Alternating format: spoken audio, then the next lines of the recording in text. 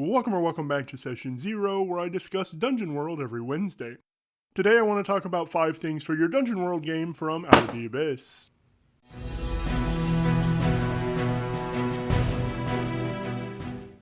Before starting the list, I want to say that I don't actually care about the story in this D&D campaign.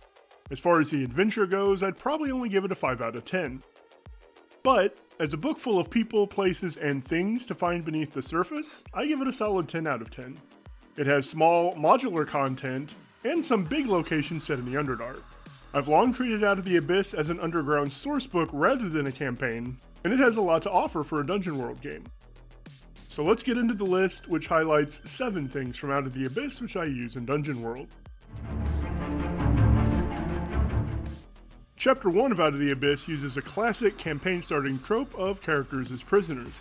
I've never liked this as a player, and because of that, I never used it as a game master before Dungeon World.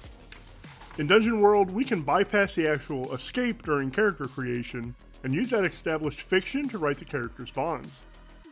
Start by telling the players that their characters don't know each other yet, and during character creation, ask each character individually 2 questions. Where and how were you captured by the denizens of the Underdark, and how difficult was the journey through the Underdark while restrained and blindfolded? Then use follow-up questions as they arise. Next, frame introductions as the characters introducing themselves to their fellow prisoners in the confines of their captivity. And at the same time, introduce a few NPC prisoners that are there with them. I'll talk about NPCs at number 6. Finally, ask them as a group how they escaped together, and who among the NPCs escaped with them and which perished during the attempt. Encourage creativity and cooperation here, because they'll use this fiction to write their bonds. This can be a short or long roleplay session where they make few if any rolls. Use leading questions to seed the idea of Velkenvelv, their captors, and any potential consequences of the escape, without actually playing out the escape from this outpost. As the session winds down, present the characters with 3 possible directions they can take as they try to escape the Underdark. This should be an informed choice, so numbers 5 through 7 on my list talk about clues and reasons for choosing a particular path. The campaign lists 3 directions which lead to specific locations, but unless you're running the actual campaign, you can put whatever you want in these directions. Number 2 on the list is pursuit by the characters' captors. A good pursuit is a great way to ratchet up the tension and force the characters to make decisions quickly, which can be a great way to call for defy danger rolls, either because they're traveling at a breakneck pace or because they're taking too long to make decisions.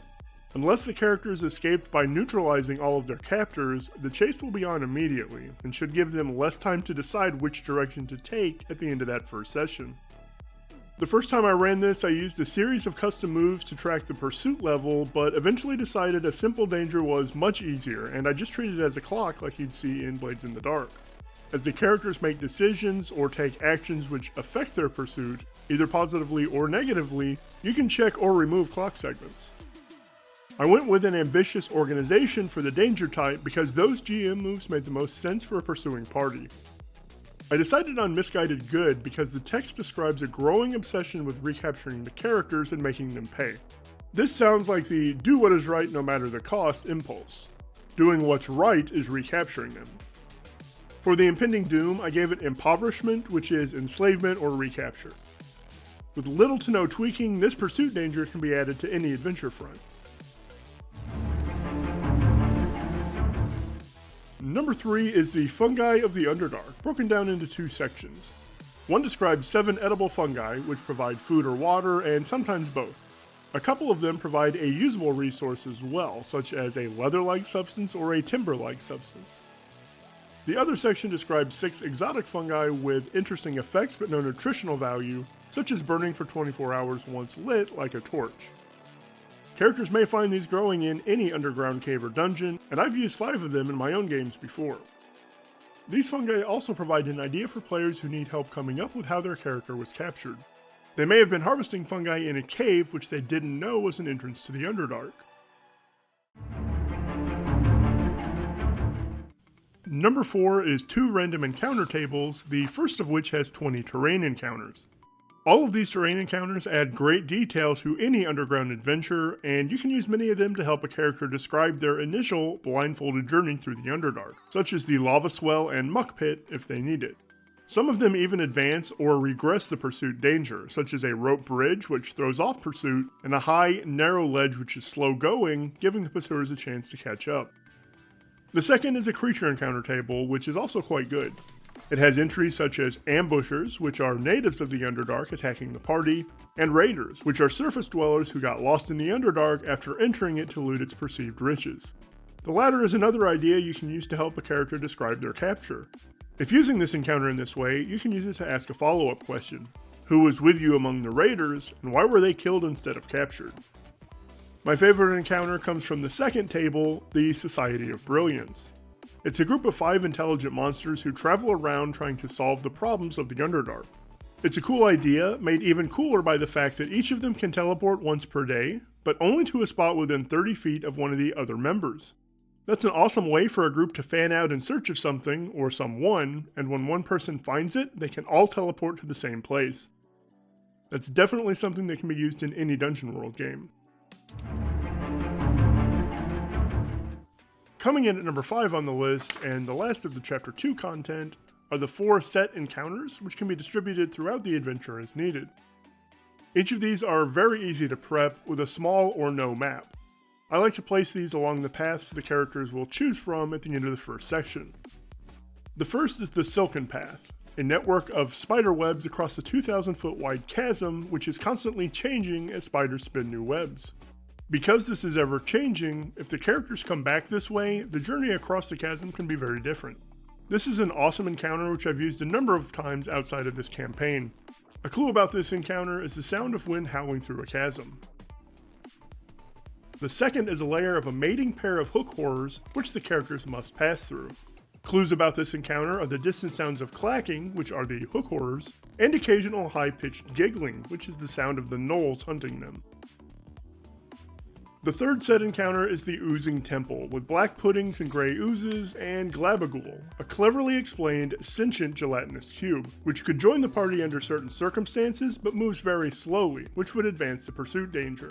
Clues to this encounter are a distant rumbling, as the characters enter the Oozing Temple when a tremor causes a collapse. The final set encounter is the Lost Tomb of Cain, a floating tomb that fell into a crevasse after the fall of the Netherrealm Empire and ended up in the Underdark. A powerful sentient weapon, which calls out to the party telepathically, can be found here if the characters choose to explore it. Again, these encounters will fit into any game which takes place underground.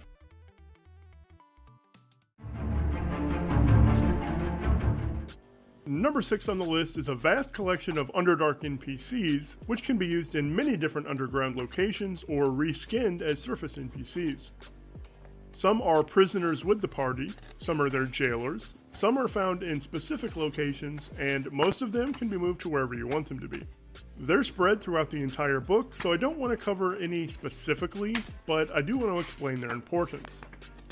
It's important to describe the characters' jailers, even if you use ones that are not the ones described in Chapter 1, because they become pursuers and may return due to the pursuit danger. It's important that at least one of the NPCs who was imprisoned with the characters survives the escape. This NPC knows the Underdark and wants to get back to their own home, so they have a reason to suggest a certain path after their escape. They'll tell the characters there is a way to the surface in their home settlement, which are the big locations I'll talk about next, even if that isn't true. It's also important just to have a somewhat steady flow of NPCs who the characters can ask for routes to the surface. Finally, coming in at number 7, there are several big set-piece locations in this book, as well as a few smaller ones which could be treated as set encounters like those I discussed in number 5. Slubladop is a Kuatoa village with some hinky demon rituals going on. Gracklestug is a Duragar city with some interesting things going on, including a red dragon which fires the city's furnaces, but doesn't know it's fated to be slain and replaced before it gets too powerful. Neverlight Grove is a small myconoid community with 2 sovereigns, one of which has been corrupted by a demon. Blingdenstone is a ghost, were-rat, and ooze-infected deep gnome settlement, ruined long ago by a drow siege. Gauntlgrim, the dwarven kingdom led by Brunner Battlehammer, isn't in the Underdark, but it can be in your game. Mantle Dareth is a small trading post with several interesting NPCs. Graven Hollow is a library which contains various and extensive lore, protected by a sentient basilisk and a couple massive stone golems. The Worm Writhings are a honeycomb of temples spanning hundreds of miles, carved by a purple worm with several interesting sublocations. The Labyrinth is a snarl of twisting tunnels and caves filled with all manner of creatures and more very different sublocations. And last but certainly not least, Menzo Berenzon, which I'm probably saying incorrectly, is the home of the Drow. Any of these places are ideal locations for an underground adventure. I've run Out of the Abyss as a short campaign twice, with the goal being simply to escape the Underdark. This can be done very easily by ignoring the demon storyline and placing a couple pieces of your favorite content along each of the paths the characters can choose from. Alright, that's it for Out of the Abyss, but I want to take a moment to talk about what's next in this series. The next D&D 5e campaign is Curse of Strahd, which is my favorite, but I'm going to divert from D&D for a bit and take a look at Pathfinder's Inner Sea World Guide. Following that, I'll cover a campaign from Marvel Champions, which just happens to be 5 scenarios long. Go check out this video before that one comes out. You know what to do if you like my content. Thanks for watching, and I hope you come back next Wednesday. Have a great day.